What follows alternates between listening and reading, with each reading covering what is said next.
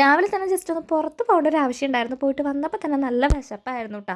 അന്നവിചാരം മുന്നവിചാരം എന്നാണല്ലോ. പക്ഷേ ഈ ഒരു മുന്നവിചാരം ഇല്ലാത്തതുകൊണ്ട് തന്നെ ഇന്നിപ്പോൾ എന്തുണ്ടാക്കണമെന്ന് ആലോചിച്ച് തന്നെ ഒരു അരമണിക്കൂർ പോയിട്ടുണ്ട്. പിന്നെ കയ്യിലുള്ള സാധനങ്ങൾ വെച്ചിട്ട് എന്തെങ്കിലും തട്ടിക്കൂട്ടാമെന്ന് വിചാരിച്ച് യൂട്യൂബിലൊന്ന് പരതിയപ്പോഴാണ് ഈ ഒരു റെസിപ്പി കിട്ടിയത് കേട്ടോ. ഇൻസ്റ്റൻറ്റ് അപ്പം.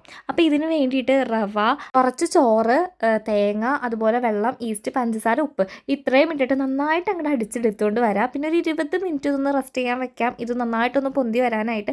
അപ്പോൾ ആ സമയം കൊണ്ട് നമുക്കൊന്ന് കടലക്കറി റെഡിയാക്കി എടുക്കാം. എന്തോ ഭാഗ്യത്തിന് തലേദിവസം കടല വെള്ളത്തിലിട്ടിട്ടുണ്ടായിരുന്നു. അപ്പോൾ വേഗം തന്നെ അതൊന്ന് റെഡിയാക്കി എടുക്കാം. കല്യാണത്തിന് മുമ്പ് ഈ കുക്കിംഗ് ആയിട്ട് യാതൊരുവിധ ബന്ധവുമില്ലാത്ത ഒരാളായിരുന്നു കേട്ടോ ഞാൻ. അറിയാണ്ട് പോലും അടുക്കളയുടെ ഭാഗത്തേക്ക് പോകുന്ന ഒരാളേ അല്ല. കല്യാണം കഴിഞ്ഞ് 2 മാസത്തിനുള്ളിൽ ഏകദേശമൊക്കെ ഒന്ന് സെറ്റാക്കി എടുത്തിട്ടുണ്ട്.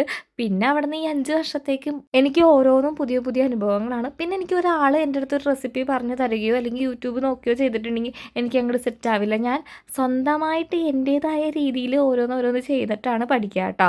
അപ്പോൾ ഇനിയിപ്പോൾ നമ്മുടെ ഇന്നത്തെ ഇൻസ്റ്റൻറ്റ് അപ്പം എന്തായെന്ന് നോക്കാം. ഫസ്റ്റത്തെ അപ്പം വളരെ സക്സസ്ഫുള്ളി കയ്യിൽ കിട്ടിയിട്ടുണ്ട്. ജസ്റ്റ് ഒന്ന് ടേസ്റ്റ് നോക്കിയതാണ് കേട്ടോ. പിന്നെ ഇങ്ങനെ കഴിച്ചുകൊണ്ടേയിരുന്നു. നല്ല ടേസ്റ്റ് ഉണ്ടായിരുന്നു. ഞാൻ വിചാരിച്ച പോലെയല്ല.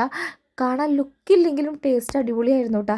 എൻ്റെ പുത്രന് എന്ത് കൊടുത്താലും വേണ്ട വേണ്ട വേണ്ട എന്ന് മാത്രമേ പറയുള്ളൂ. പക്ഷേ ഇത് അവന് ഇഷ്ടപ്പെട്ടു കേട്ടോ. അങ്ങനെ ഫുഡ് അടിയൊക്കെ കഴിഞ്ഞ് പാത്രം കഴുകലും കഴിഞ്ഞാൽ രാവിലത്തെ പരിപാടികൾ ഏകദേശം ഓൾമോസ്റ്റ് കഴിഞ്ഞു. അപ്പോൾ അടുത്ത വീഡിയോയിൽ കാണാം. Tata bye bye, see U.